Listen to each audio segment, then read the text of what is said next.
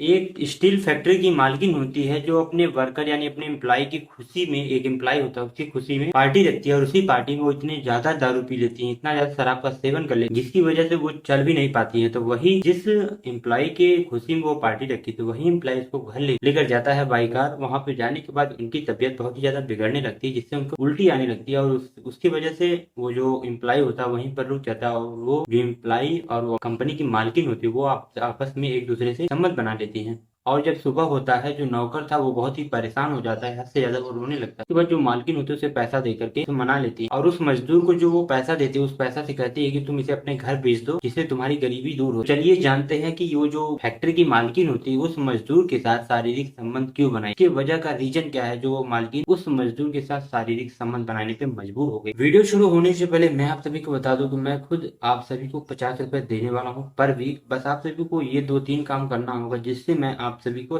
50 रुपए इजिली आपको आपके अकाउंट में दे। बस आप सभी को मेरे चैनल को सब्सक्राइब करना होगा, वीडियो को लाइक करना होगा और वीडियो में एक कमेंट करना होगा प्यारा, और अपने ही फ्रेंड के पास फ्रेंड सर्कल में इस वीडियो को शेयर करना। उसके बाद जिसका भी कमेंट मेरे सामने आएगा, एक हफ्ते बाद 2 से 3 वीडियो में डालता हूँ, जिसका भी सामने आएगा उसे मैं इजिली उसे कम्युनिटी टैब में और उसे कमेंट बॉक्स में मैसेज करूंगा। उसके बाद वो मेरे इंस्टाग्राम पे आएगा, वो अपना QR कोड भेजे, मैं उसको 50 रुपए तुरंत ट्रांसफर कर। नहीं विश्वास है तो मैं मेरी कम्युनिटी टैब भी आप चेक कर। आज की यह जो सच्ची घटना है छत्तीसगढ़ का ही एक जिला लगाता है अंबिकापुर। यहाँ की रहने वाली महालक्ष्मी मित्तल जिनकी उम्र 40 साल के आसपास होती है, उनकी एक छोटी सी स्टील की फैक्ट्री है, उसे चलाया करती है। बहुत सही वक्त गुजर रहा था ये कह सकते हो आप लोग। एक दिन ऐसा होता है कि साल 2016 में एक लड़का जो अभी ज्यादा पढ़ा लिखा नहीं था उसे एक छोटी सी नौकरी की तलाश थी। मध्य प्रदेश के रायसेन जिले का एक गाँव है किसानपुर, वहाँ का रहने वाला विजय नौकरी की तलाश में जब जाता है तो सीधा अंबिकापुर पहुँचता है। अंबिकापुर के सूरजपुर में वहाँ जाकर इस कंपनी में अप्लाई करता है और एक दिन उसके पास फोन आता है, कॉल आता है कि आप यहाँ पर आकर के आवेदन कर सकते हो, आप यहाँ पर आकर इंटरव्यू दे सकते हो। और जैसे ही इंटरव्यू देने की बात आती है तो वो इंटरव्यू देने के लिए ही खड़ा था। इससे पहले की बैठने की बात होती तभी जिस कंपनी की मालकिन महालक्ष्मी, तभी उसके पास एक फोन आता है और उस फोन को सुनने के बाद उसके चेहरे की खुशी खुल जाती है और वो वहीं बैठी झूम जाती है। और दरअसल फोन ऐसा था जिसके बाद उन्हें ये मालूम हुआ कि उनकी कंपनी में लाखों रुपए का फायदा हुआ उन्हें। और तभी सामने खड़ा हुआ एक व्यक्ति को कहती है वो कि तुम बहुत अच्छे वक्त पर आए हो, बैठ जाओ। और उसके बाद उस लड़के का वो मालकिन ना तो इंटरव्यू लेती है ना उससे कोई सवाल जवाब करती और बहुत आसानी से उसे नौकरी मिल जाती है। और जैसे उसे नौकरी मिलती है उस लड़के को बिल्कुल नहीं पता था क्योंकि उसकी अभी उम्र 21 साल और सामने जो उनकी मालकिन थी उसकी उम्र अभी 40 साल के आसपास। धीरे धीरे करके वक्त आगे गुजरने लगता है और जैसे धीरे धीरे करके वक्त आगे गुजरता है इस महालक्ष्मी मित्तल को लगातार मुनाफा हो रहा है, फायदा हो रहा है। अब कंपनी के कर्मचारी काम कर रहे थे तो उसे फायदा होगा ही होगा, लेकिन जो इस कंपनी की मालकिन होती है उसे लग रहा था कि जब से विजय का कदम हमारी कंपनी में पड़ा तब से हमारे शुभ ही शुभ यानी हमें लाखों लाखों का फायदा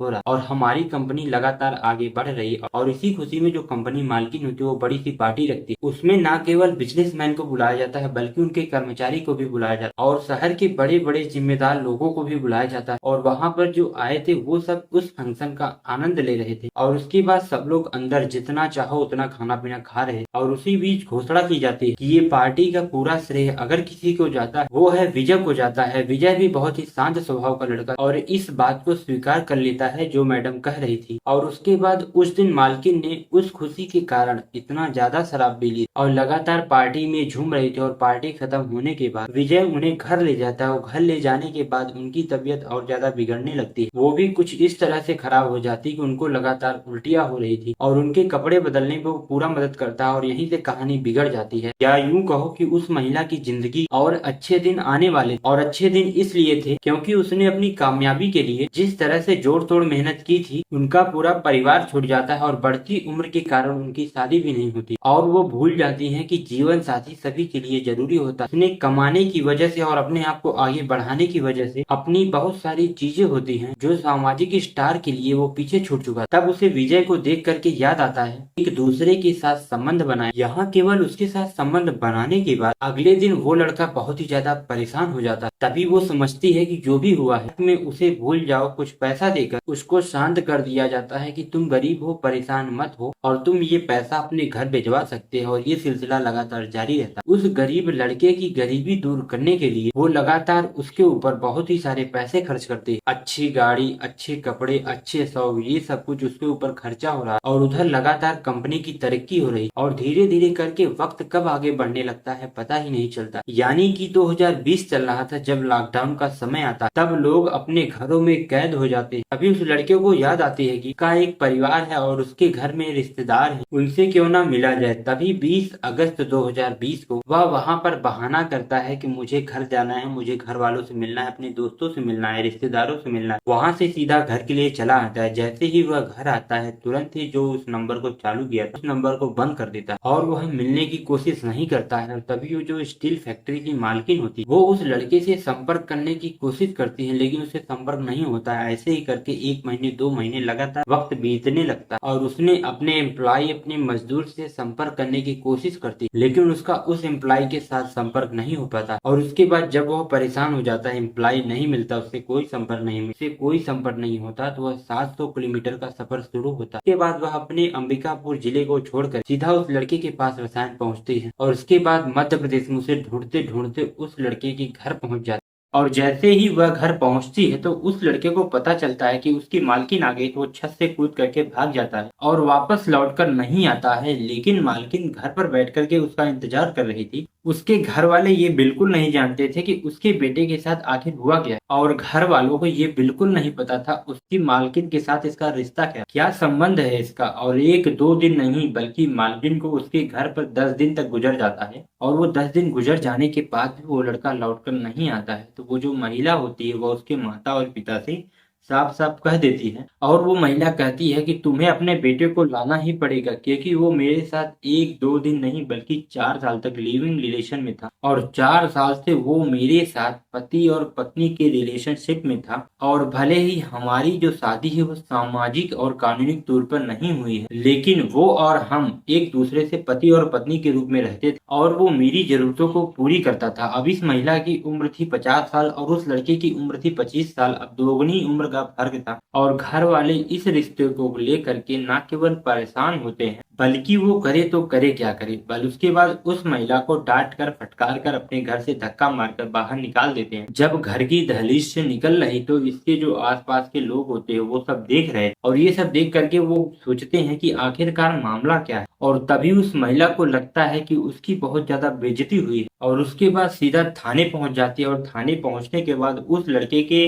नाम से कुछ धाराओं पर मुकदमा दर्ज करवाने की बात कर रही थी। लेकिन जब वह महिला पुलिस वालों को पूरी कहानी सुनाती है तो पुलिस वालों को यकीन नहीं होता कि एक महिला अपने निजी स्वार्थ के लिए, अपने शरीर के कुछ जरूरतों को पूरा करने के लिए कि किस तरह से गरीब मजदूर का मजाक बनाया। हालांकि इस मुकदमे को पुलिस वाले लिखने के लिए आनाकानी कर रहे, तभी उच्च अधिकारी डीएम और एसडीएम के माध्यम से इसकी जो मुकदमा है उसको दर्ज करवाने की अपील की जाती है। और इसी बीच जब सामाजिक लोग बीच में पड़ जाते हैं और उस लड़के की गुहाई देते हैं तभी जाकर वह महिला शांत होती है और वो वापस चली जाती है। लेकिन भले ही महिला शांत हो जाती है और जब अखबारों और सोशल मीडिया के माध्यम से यह खबर लोगों तक पहुंचती है तो लोग हैरान थे, परेशान थे कि आखिरकार एक करोड़ों की मालकिन जो है वो कैसे एक नौकर के ऊपर फिदा हो जाती है। लेकिन लोगों को कुछ समझ में नहीं आ रहा था, लेकिन जो वो महिला होती है उस लड़के को चमत्कार समझती थी और वो समझती है कि अगर ये मेरी जिंदगी में रहेगा तो मेरी जिंदगी में खुशियां ही खुशियां रहेंगी। लेकिन ये जो जोड़ी थी वो बेमेल थी। जब उसके साथ वो चलता था तो ऐसा लगता है कि वो अपनी माँ के साथ चल रहा है। वो अपनी माँ की उम्र की महिला के साथ जिस तरह से कर रहा था वो खुद नहीं समझ पा रहा था कि आखिरकार ये क्या हो रहा है। लेकिन जब कुछ लोगों ने उसे समझाया बुझाया तो उसने कहीं जाकर भागने का फैसला किया और उस महिला के सामने न आने का फैसला ले लेता है। लेकिन वो अपने आप को बचाने के लिए तमाम कोशिश करता है और अगर वो संग्राम लोग उस